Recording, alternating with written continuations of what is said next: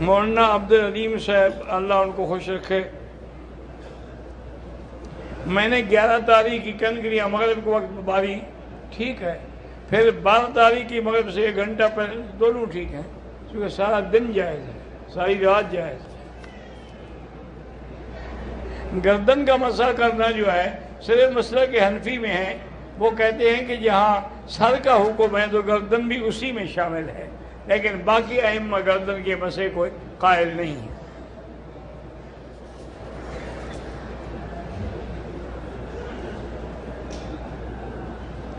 اگر کوئی آدمی تلاوت کر کے پانی پہ دم کر کے پی لے، ٹھیک، کوئی بات، کوئی منع نہیں ہے، آیت الکرسی پڑھ لی، سورۃ فاتحہ پڑھ لی۔ سلمان اقبال کی سانس کینسر کی وجہ سے انتقال کر گئی ہے، اللہ ان کی مغفرت فرمائے اور اللہ تمام مرنے والوں کی مغفرت فرمائے۔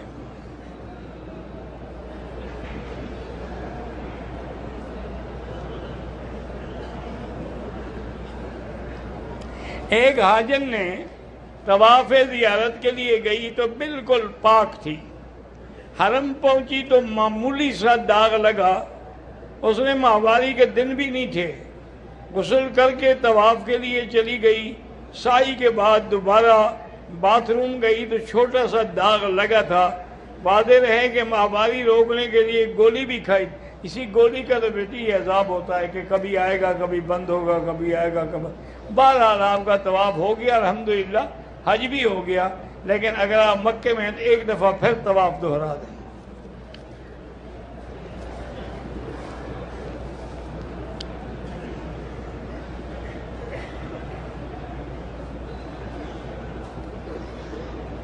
مزدلفہ کی رات ہم کو رات کو 12 بجے سے لے کر گئے اور صبح اشراق کے وقت یعنی عید کے دن اشراق کے وقت بڑے شیطان کو کڑکی ماری۔ اگر مزدلفہ میں آپ نے رات نہیں گزاری اور صبح کی نماز وہاں نہیں پڑھی ہے تو وہ وقوف واجب ہے، تمہارا واجب چھوٹ گیا ہے، اس پر دم دیں، کوئی عذر نہیں ہوتا۔ اگر بس والے نہ مانے کہہ سکتے ہیں جی آپ چلے جائیں، ہم پیدل آ جائیں گے۔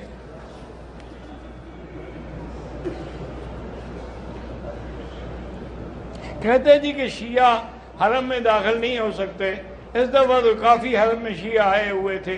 گزارش یہ ہے کہ بعض اوقات اس لیے بھی اجازت دی جاتی ہے کہ وہ اہل حق کے اتباع کو دیکھ کے شاید ان کی اصلاح ہو جائے۔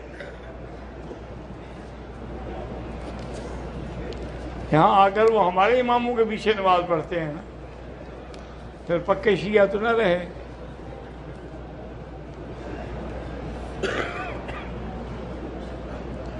ایسی دعا بتائیں کہ جس کے بعد کوئی دعا رد نہ ہو۔ بھئی دعا کوئی بھی رد نہیں ہوتی، یا وہی چیز مل جاتی ہے یا اس کے بدلے میں اللہ مصیبت ٹال دیتے ہیں، یا وہ دعا محفوظ کر دی جاتی ہے، اس کا بدلہ جو ہے وہ قیامت میں ملے گا۔ تو کوئی دعا رد تو ہوتی نہیں۔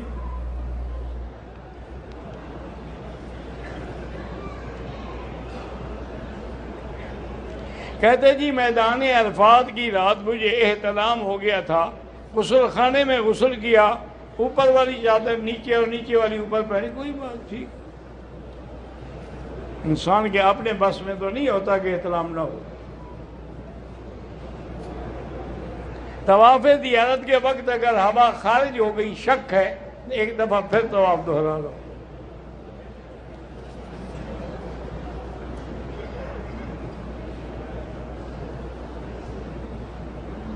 طواف کرتے ہوئے پہلا چکر مکمل کرنے کے بعد نماز کھڑی ہو گئی، تو اس کا مسئلہ یہ ہے کہ اگر 4 چکر کر چکا ہو پھر تو نماز کے بعد وہیں سے شروع کرے گا جہاں چھوڑا ہے، لیکن 4 سے کم ہے تو پھر ابتدا سے شروع کرے گا۔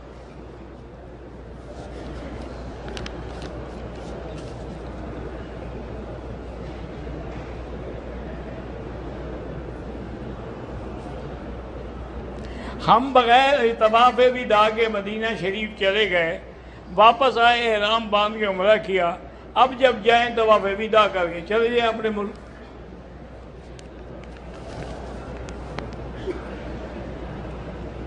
کسی بھی کاروبار میں نقد یا ادھار دینے کا شرعی طریقہ کیا ہے؟ ادھار میں جو دو وہی لو، اس سے زائد آپ نہیں لے سکتے۔ نقد کا سودا جو ہے جو عام ریٹ چل رہا اس کے مطابق بیچو۔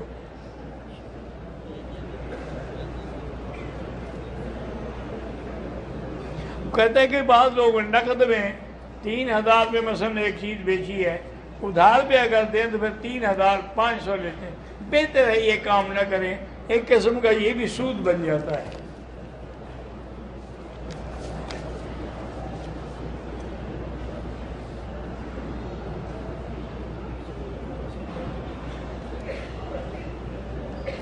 طواف زیارت عشاء کے بعد شروع کیا، رات حرم میں گزر گئی۔ جب مینا کے لیے گئے تو مینا کی حدود کے باہر فجر کی اذان ہو گئی۔ مینا جانے کے بجائے ہوٹل چلے گئے، دوسری رات جو تھی وہ مینا میں گزاری، کوئی دم نہیں۔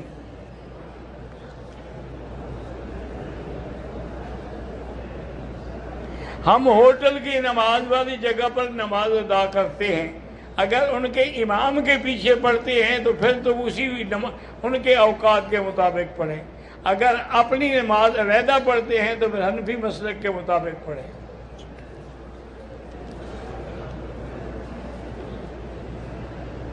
حج ہم نے مکمل کر لیا ہے، لیکن ابھی ہم یہاں ہیں، کیا مزید عمرے کر سکتے ہیں؟ ہاں کر سکتے ہیں۔ محمد رفیق تیرا غازی خان سے دعا کہ اللہ سب کی دعائیں منظور فرمائے۔ اگر ہم مدینے سے ہو آئے مثلا، اب اپنے خرچے پر جائیں کمپنی کے بجائے، جا سکتے ہیں دوبارہ۔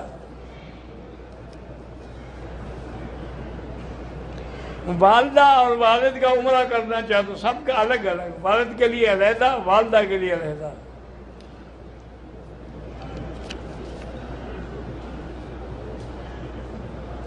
کہتے ہیں جی کہ مسجد الحرام کے آس پاس جو لوگ ہوٹلوں میں نماز پڑھتے ہیں، اگر اگلی صفحے نظر آ رہی ہے تو ان کی نماز بھی ٹھیک ہے اور 1 کا لاکھ ملتا ہے۔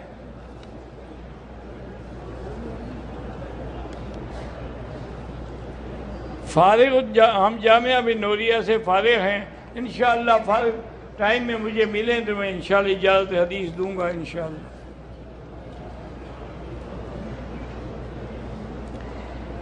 کہتے ہیں جی کہ آج کل جو انبوبات رکھتے ہیں تو اولاد کی طلب کے لیے عورت تو اپنی شرمگاہ کا کشف کرانا جائز مباحات میں سے ہے، اگر وہ ضروری ہے، طبی خباثت نہیں ہے تو انشاءاللہ مسلمان ڈاکٹر ہوگا تو ایسی حرکت نہیں کر سکتا کہ وہ خباثت کرے۔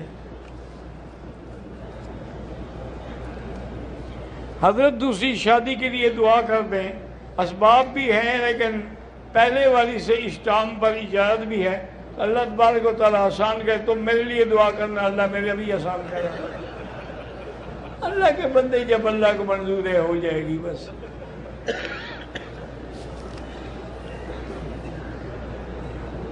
کہتا ہے کہ حرم کے زمانے میں ہم نے دیکھا ہے بہت ساری مسجدوں میں اماموں کی داڑھی پوری نہیں ہے، تو ہم اپنی داڑھی کا فکر کرو، ان کو اللہ پاک ہدایت دے گا۔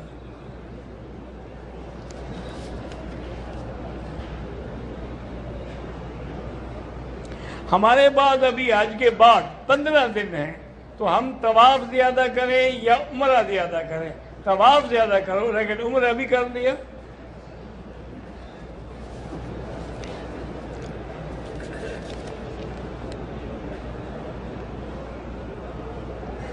میں نے کنکریاں ماری، مجھے شک ہے کہ ایک کنکری گول دائرے میں واپس دیوار کے اوپر سے باہر گری ہے، میں نے اس کنکری کو نہیں لوٹا، کوئی حرج نہیں، 6 تو ہو گئی نا، کوئی دمشم نہیں ہے۔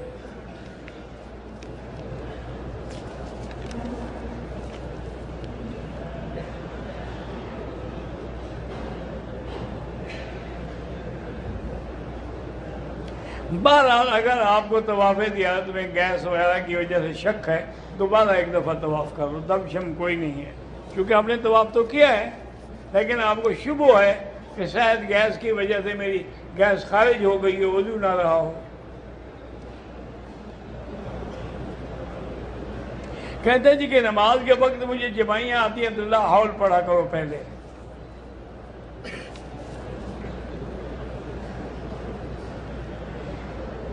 عالم ہندوستان میں مسلمانوں کو تنگ کرنے کے لیے روز بروز نئے نئے ضابطے اور قوانین بنائے جا رہے ہیں، اور مسلمانوں کو بغیر کسی گناہ کے شہید کیا جاتا ہے، عید کی نماز تک نہیں پڑھنے دی جاتی۔ آپ اللہ کے حرم میں جتنے دن ہیں دعا کریں کہ اللہ مسلمانوں کی مدد کرے۔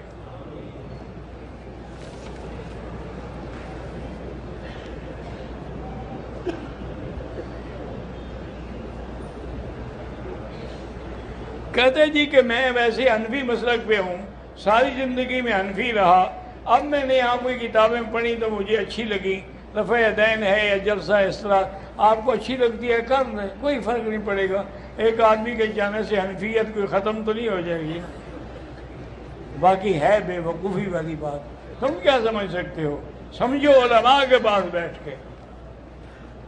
حضرت عبداللہ ابن مسعود رضی اللہ تعالیٰ عنہ، یعنی یہ وہ آدمی ہیں کہ اگر وہ فرماتے تھے تو حضور فرماتے تھے کہ ما رضی بہ، جس سے عبداللہ ابن مسعود جس بات پہ راضی ہو جائے اس پہ میں بھی راضی ہوں، میرا اللہ بھی راضی ہے۔ تو حضرت عبداللہ ابن مسعود نے نماز پڑھ کے دکھائی اور کہا اصلی بکم صلاۃ رسول اللہ، میں تمہیں حضور کی نماز دکھاؤں؟ تم نے کہا ہاں دکھا۔ تو آپ نے صرف پہلی دفعہ تکبیر تحریمہ میں ہاتھ اٹھائے، پھر رفع یدین نہیں کیا۔ جلسہ استراحت کا معنی ہے کہ آدمی بوڑھا ہو جائے، بھاری ہو جائے تو اس کو ذرا استراحت، یہ تو نہیں کہ ہر آدمی ایسا کرے۔